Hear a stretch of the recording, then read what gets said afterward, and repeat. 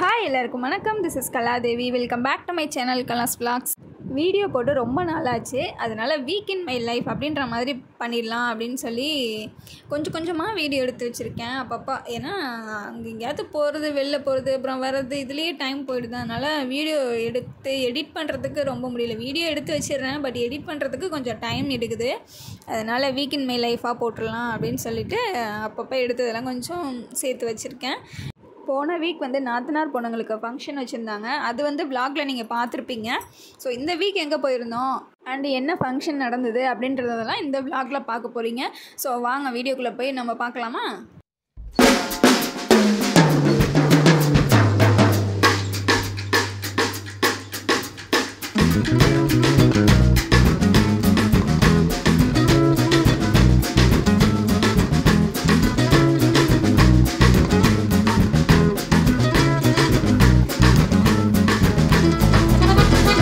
எல்லாத்தையும் முடிச்சுட்டு இவங்களுக்கு ஃபஸ்ட்டு தண்ணி ஊற்றிடுவேன். இல்லைனா இவங்க ரொம்ப காஞ்சு போயிடுறாங்க. இப்போல்லாம் ஊற்றுறதுக்கு மறந்துடுறேன்னா, அதனால் ஃபஸ்ட்டு வேலையாக இதை வச்சுக்க வேண்டியது. ஸோ இதை முடிச்சுட்டு இப்போ ரீசெண்டாக நான் வந்து கொஞ்சம் வாக்கிங் போகலாம் அப்படின்றதில் கான்சன்ட்ரேட் பண்ணியிருக்கேன். அதனால் மார்னிங் கொஞ்சம் ஏர்லியராகவே எழுந்துக்கிறேன்.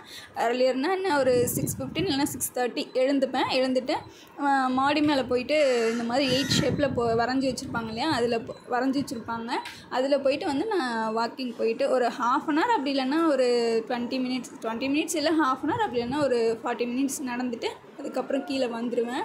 கொஞ்சம் பசிச்சதுனால அங்கே ஒரு காஃபி இல்லைன்னா டீ போட்டு குடிச்சிட்டு, டெய்லியும்லாம் அதை ஃபாலோ பண்ண மாட்டேன். பசிக்குது அப்படின்னா காஃபி இல்லைன்னா டீ, ஏதாவது ஒன்று. மேக்ஸிமம் டீ தான் எனக்கு பிடிக்கும், காஃபி ரொம்ப பிடிக்காது. அதனால் டீ போட்டு குடிச்சிட்டு பிஸ்கெட் ஏதாவது தொட்டு சாப்பிட்டுட்டு அப்புறம் என்னோடய வேலையை ஸ்டார்ட் பண்ணிடுவேன். மார்னிங் பார்த்தீங்க அப்படின்னா எங்களுக்கு இந்த கிச்சன் மட்டும் ரொம்ப மெஸ்ஸாக இருக்கும். ஏன்னா மாமாவுக்கு அவசரமாக வேலை செஞ்சு கொடுத்துட்டு சாப்பாடெலாம் கொடுத்து விடணும் இல்லையா, அதனால் எடுத்த இடத்துல பொருளை வைக்கவே மாட்டோம். அது அப்படியே போட்டுருவோமா, அது ஒரு டென்ஷனாக போயிட்டுருக்கோம். அவங்க வெளில கிளப்பி விட்டுட்டு அதுக்கப்புறம் எல்லாத்தையும் நாங்கள் இறக்கட்டி எடுத்து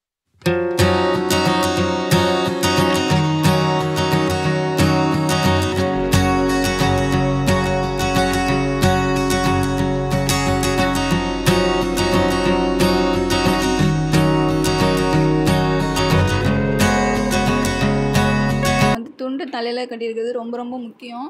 ஸோ நான் எப்படி பண்ணிகிட்ருப்பேன் அப்படின்னா, குளிச்சுட்டு வந்து அடுத்த நிமிஷமே வந்து அவுத்துருவேன். ஸோ அந்த மாதிரி பண்ணக்கூடாது. தலையில் உள்ள தண்ணி ஃபுல்லாக அப்சர்வ் பண்ணி எடுத்துடணும். அதுக்கப்புறம் தான் நம்ம ஃப்ரீ ஹேர் விடணும். நான் எப்போவுமே அந்த மாதிரி பண்ணவே மாட்டேன். ஸோ இப்போல்லாம் கொஞ்சம் அதில் கான்ஷியஸாக இருந்துகிட்டு இருக்கேன்.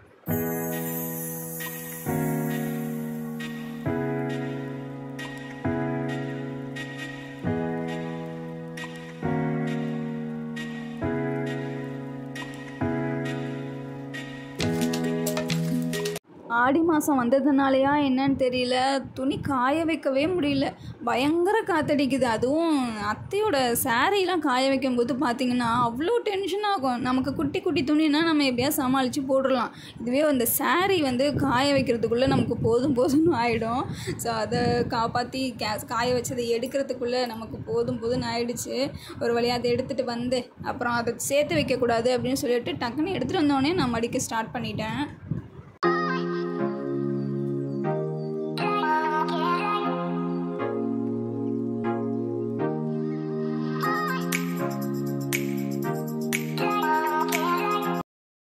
இன்றைக்கி வந்து டியூஸ்டே, அதனால் வந்து விளக்கேற்றிடலாம் அப்படின்னு சொல்லிட்டு அத்தை ஏற்றிட்டாங்க. நான் எப்பயும் ரெகுலராக மார்னிங் குளிச்சுட்டு வந்தோடனே ஏற்றிடுவேன். இன்றைக்கி டைம் ஆகிடுச்சு ரொம்ப, அதனால் சரி ஈவினிங் பார்த்துக்கலாம் அப்படின்னு வச்சுருந்தேன்.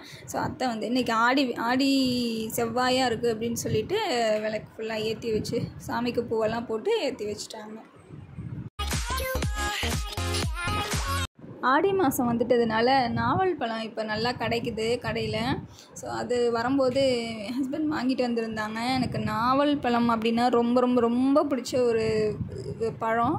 ஸோ அதை வந்து உப்பில் ஊற வச்சு சாப்பிடுவாங்க இல்லையா, அது உப்பில் சாப்பிட்றத விட எனக்கு நார்மலாக சாப்பிட்டாலே பிடிக்கும். இப்போ என்னன்னு தெரியல, மாமா ஒரு வாட்டி உப்பில் போட்டு நல்லா குலுக்கி அதை ஊற வச்சு சாப்பிடுமா நல்லாயிருக்கும் அப்படின்னு சொன்னாங்க. நல்லா தான் இருக்குது, இருந்தாலும் எனக்கு அந்த இது ஒத்துக்க மாட்டேங்குது.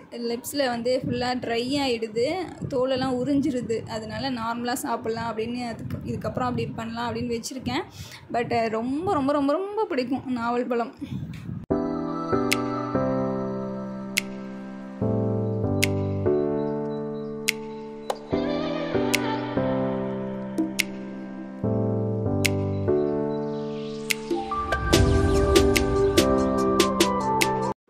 கம்மிங் டேஸில் வந்து குரு பூர்ணிமா அப்படின்னு ஒரு ஃபங்க்ஷன் வருது போல்.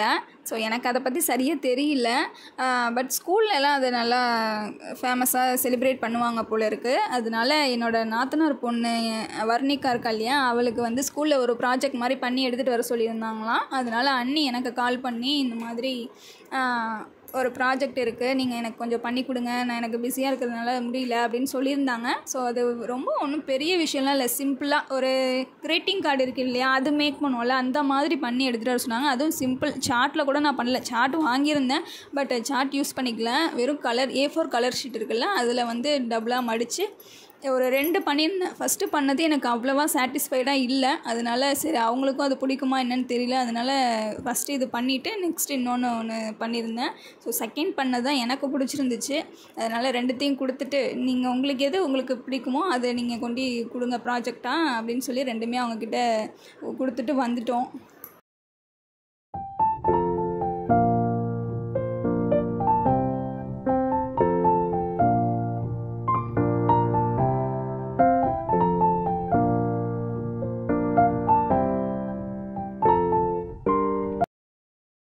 ஈவினிங் விளக்கேற்றுறதுக்காக எல்லாம் ரெடி பண்ணிகிட்டு இருந்தேன். எண்ணெய் வந்து ரீஃபில் பண்ண வேண்டியது இருந்தது. அதனால் அதை ஃபஸ்ட்டு ரீஃபில் பண்ணிவிட்டு அதுக்கப்புறமா எண்ணெய் ஊற்றி விளக்கேற்றிக்கலாம். நான் ஒரு 2 டேஸ் முன்னாடி தான் பூஜை சாமான்லாம் வாஷ் பண்ணி வச்சேன். விளக்கு ஏற்றும் போது கொஞ்சம் சாட்டிஸ்ஃபைடாக இருந்தது. ஏன்னா வாஷ் பண்ணாமல் வச்சுட்டேன் அப்படின்னா எனக்கு கொஞ்சம் ஒரு மாதிரியாக இருக்கும். ஏன்னா அது எப்படிடா அது ஏற்றுறது விளக்கேற்றுறது பிளாக் ஆகிடுச்சு அப்படின்னு தோண்டிகிட்ருக்கோம். வீக்லி ஒன்ஸ் நம்ம அதை தொலைக்கிட்டோம் அப்படின்னா நமக்கு கொஞ்சம் நல்லாயிருக்கும், பளிச்சுன்னு இருக்கும். விளக்கேற்றி முடிச்சுட்டு மறுபடியும் நம்மளோட ரொட்டீன், அதாவது துணி மடிக்கிற ஒர்க்கை ஸ்டார்ட் பண்ணிட்டேன்.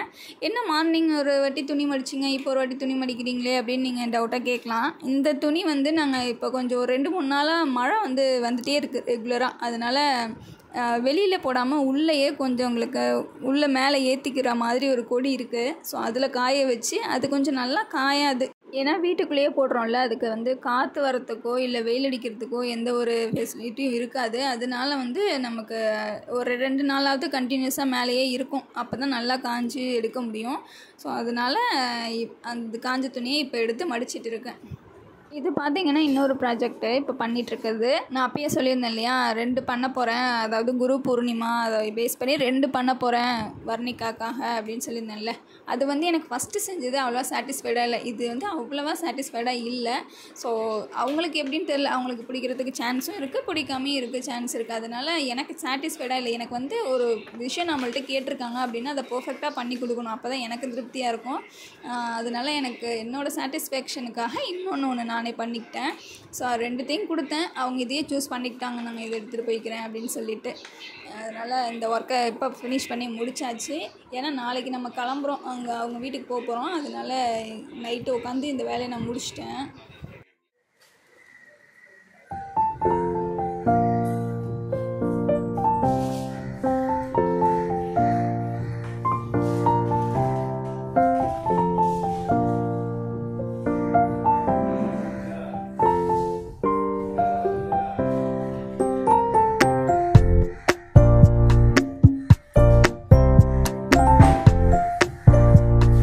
இது நெக்ஸ்ட் டே மார்னிங்கு காலையில் சீக்கிரமாகவே கிளம்பியாச்சு. அதாவது ஒரு 5 o'clock நான் எழுந்து ஃப்ரெஷ்அப் ஆகிட்டு இப்போ நாங்கள் எங்கே போக போகிறோம் அப்படின்னா சங்கத்துக்கு போக போகிறோம். எங்களுக்கு வந்து சங்கம் அப்படின்னு ஒன்று வச்சுருக்கோம், அது எங்களோட கம்யூனிட்டியில் இருக்குது.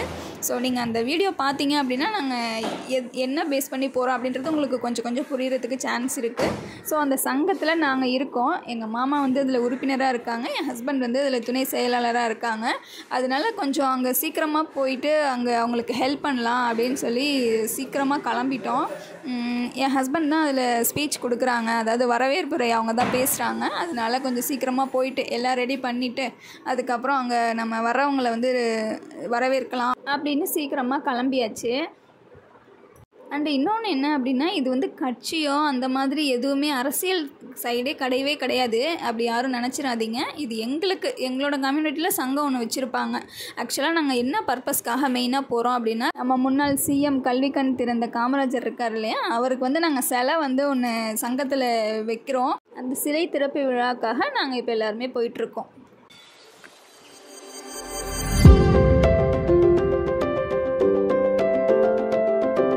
என்னோடய ஃபேஸ் பார்த்திங்கன்னா ரொம்ப டல்லாக இருக்கும். ஏன்னா ஒரு 5 o'clockலாம் எழுந்துட்டேன்னா, அதனால் ரொம்ப ஒரு மாதிரி கிராங்கியாகவே இருந்தது. ஸோ அது போகிற வரைக்கும் தூங்கி வழிஞ்சிட்டே தான் போனேன். முதல் நாள் நைட்டு வந்து ஃபங்க்ஷனுக்காக எல்லாம் ப்ரிப்பேர் பண்ணோம். அதனால் தூங்குறதுக்கு லேட் ஆகிடுச்சு. ஃபைனலாக மண்டபம் ரீச் பண்ணியாச்சு. இந்த மண்டபத்தில் தான் எப்போவுமே சங்கம் வந்து நடந்துகிட்ருக்கோம். ஸோ இங்கே வந்து சிலை வச்சிடலாம் அப்படின்னு சொல்லி தான் எல்லோரும் சேர்ந்து பிளான் பண்ணி சிலை வந்து வச்சுருக்காங்க. ஸோ இந்த சிலையை க்ளோஸ் பண்ணி வச்சுருக்காங்க. அதுக்கு சீஃப் கெஸ்ட்டு இன்வைட் பண்ணியிருக்காங்க. கரிக்கோல் ராஜ் அப்படின்னு ஒருத்தரை வந்து இன்வைட் பண்ணியிருக்காங்க. ஸோ அவங்க வந்ததுக்கப்புறம் சிலை திறக்குவாங்க. ஃபஸ்ட்டு பார்த்திங்கன்னா யாருமே இல்லை. நாங்கள் வந்து ரொம்ப ஒரு மாதிரி ஆகிட்டோம். என்னடா இது இவ்வளோ செலவு பண்ணியிருக்கோம், ஒருத்தர் கூட இன்னும் வரவே இல்லையே, ரொம்ப கம்மியாக தான் இருப்பாங்க, ஆளே இருக்க மாட்டாங்க அப்படின்னு நினச்சிட்டு இருந்தோம். ஸோ டைம் போக பார்த்தா உட்காரத்துக்கு நிற்கிறதுக்கு கூட இடமே இல்லாத அளவுக்கு கூட்டம், பயங்கர கூட்டம் வந்துருச்சு. அண்டு ஃபுட்டுமே ப்ரொவைட் பண்ணியிருந்தாங்க. நான்வெஜ் தான் பண்ணியிருந்தாங்க. மட்டன் சுக்கா மாதிரி பண்ணிவிட்டு இது சிக்கன் வந்து குழம்பா வச்சுருந்தாங்க. ஸோ அதெல்லாம் நல்லாவே பண்ணியிருந்தாங்க.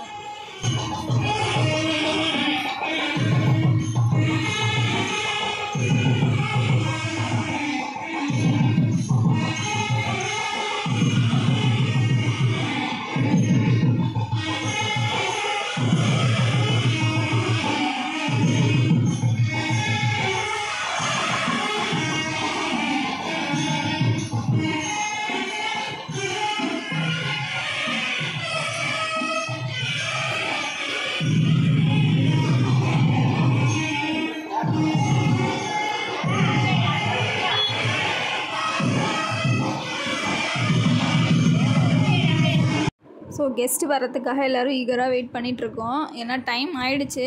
எல்லாருமே கொஞ்சம் லேட்டாக தான் வந்தாங்க. ஆன் டைமுக்கு யாரும் வரல, கொஞ்சம் லேட்டாக தான் வந்தாங்க. பட் கூட்டம் வந்து நல்லா நிறையாவே வந்துருச்சு.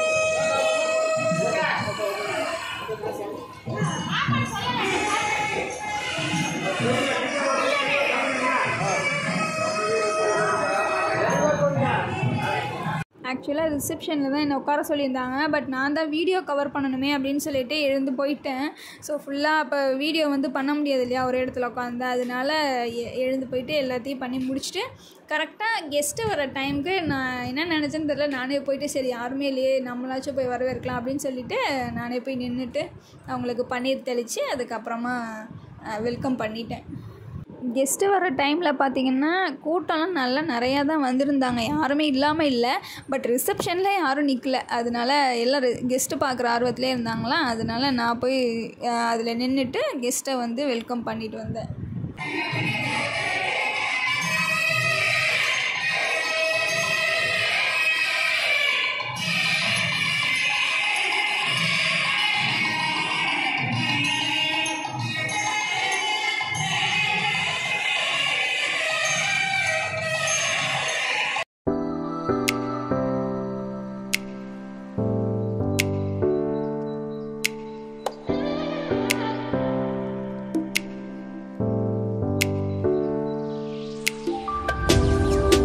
ஃபைனலாக சீஃப் கெஸ்ட்டு வந்தாச்சு. இது சீஃப் கெஸ்ட்டை ரிசீவ் பண்ணுறதுக்காக எல்லோரும் போய் ஈகராக அங்கே நின்றுட்டுருக்காங்க. ஸோ சாரோட நேம் பார்த்திங்கன்னா மிஸ்டர் கரிக்கோல் ராஜ். இவங்க தான் நம்ம சிலையை திறந்து வைக்க போகிறாங்க.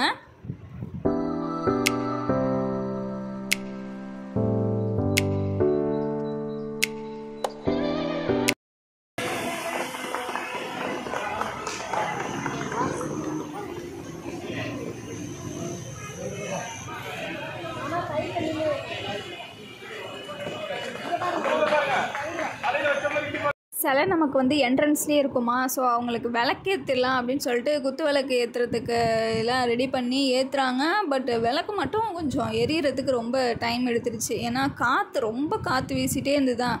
அதனால எல்லோரும் கை ஃபுல்லாக மூடி வச்சு ஏற்றி பார்க்குறாங்க. அது சட்டையே பண்ணல.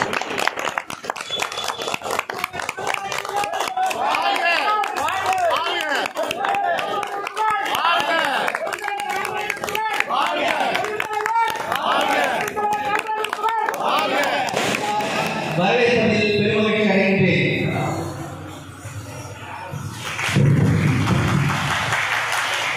அடுத்ததாக கல்வெட்டு திறந்து வைப்பதற்காக வருகை தந்துள்ள நாடார் மகளிர் சங்கத்தின் மாநில இணைச் செயலாளர் திரு ஏவிஎஸ் மாரிமுத்து நாடார் அவர்களையும், நாடார் மகளிர் சங்க சென்னை மண்டல செயலாளர் திரு வி ஏ பிரபாகரன் நாடார் அவர்களையும் வருக என்று வரவேற்பதில் பெருமகிழ்ச்சி அடைகின்றோம். இதில் வெல்கம் ஸ்பீச் பார்த்திங்கன்னா ஹஸ்பண்ட் தான் கொடுத்துருந்தாங்க. ஸோ அதுக்கு நைட்டு ஃபுல்லாக உட்காந்து ப்ரிப்பேர் பண்ணிகிட்டு இருந்தாங்க. நைட்டு ஃபுல்லாலாம் இல்லை, ஸோ ஒரு 12 மணிக்கு மேலே வரைக்குமே ப்ரிப்பேர் பண்ணிகிட்டு இருந்தாங்க. பட் நாளைக்கு எப்படி வருமோன்னு யோசிச்சு அங்கே போய் நல்லா சூப்பராகவே பண்ணி முடிச்சிட்டாங்க. அது ஃபுல்லாகவே வீடியோ எடுத்திருந்தேன். அது கிட்டத்தட்ட ஒரு 4 நிமிஷத்துக்கு மேலே வீடியோ போயிட்டுருக்கு. அதனால் அதை ஸ்கிப் பண்ணி உங்களுக்கு கொஞ்சமாக தான் நான் எடிட் பண்ணி போட்டிருக்கேன்.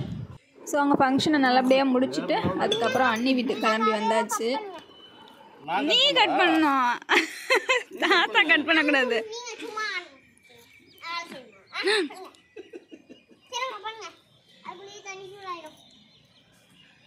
தண்ணி ஊற்றி அடுப்புல வைய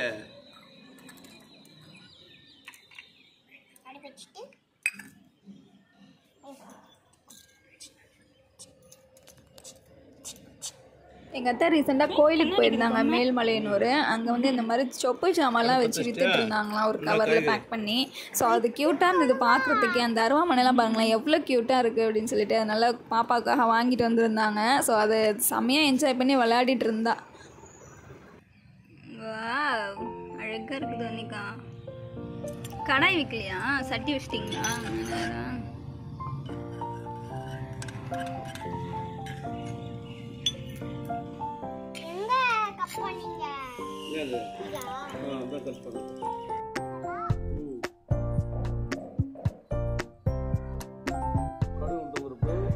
கடுகு உளுத்தம் பருப்பு,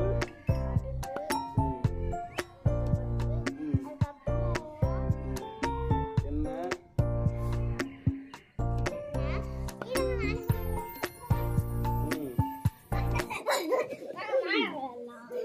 காத்துல வந்துறியா அங்கேயே காத்த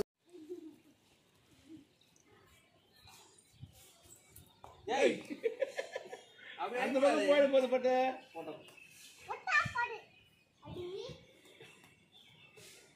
அப்பா வந்து கேட்பாரு அப்புறம் எங்க போச்சுன்னு. நாங்கள் வந்ததுனால பசங்க பயங்கரமாக ஜாலியாக என்ஜாய் பண்ணி விளையாடிட்டு இருந்தாங்க. பசங்களை விட்டுட்டு வர்றதுக்கு மனசே இல்லை. இருந்தாலும் அவங்க கூட கொஞ்ச நேரம் விளையாடிட்டு அதுக்கப்புறமா வீட்டுக்கு கிளம்பியாச்சு. அந்த நேச்சர் சன்லைட்டில் எடுக்கிறது எவ்வளோ கிளாரிட்டியாக இருக்குது பாருங்கள். லைட்டை போட்டு எடுத்தாலும் இது வரல. இங்கே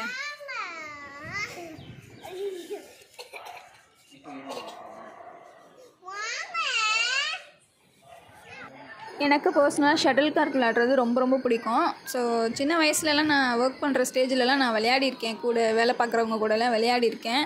ஸோ அந்த ஞாபகம் வந்து இப்போது இவ கூட நான் கொஞ்சம் நேரம் விளையாடிட்டு இருந்தேன்.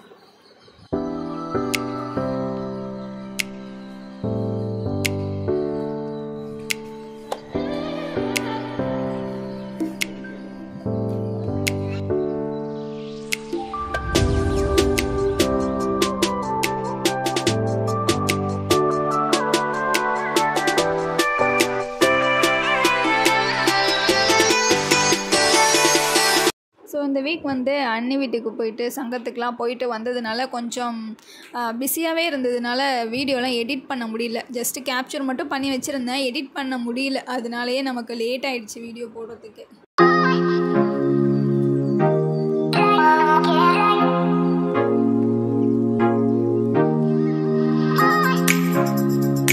குட்டி பசங்க கூட விளையாடிட்டு இருந்ததில் டைம் போனதே தெரில.